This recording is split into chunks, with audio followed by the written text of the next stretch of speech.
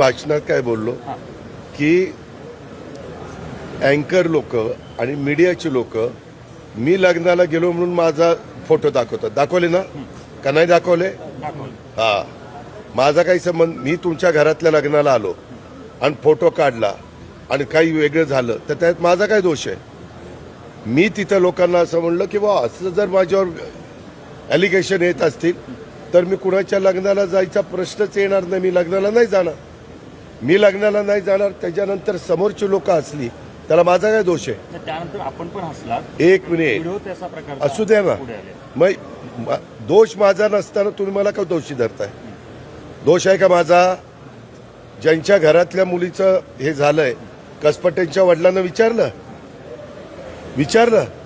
की अजित पवार कशा विचारायचे आहेत आणि काय, आणि काल ते माझ्याशीच बोलले. तुम्हाला काय आहे, अजित पवारांच्या शिवाय उद्योग नाहीये.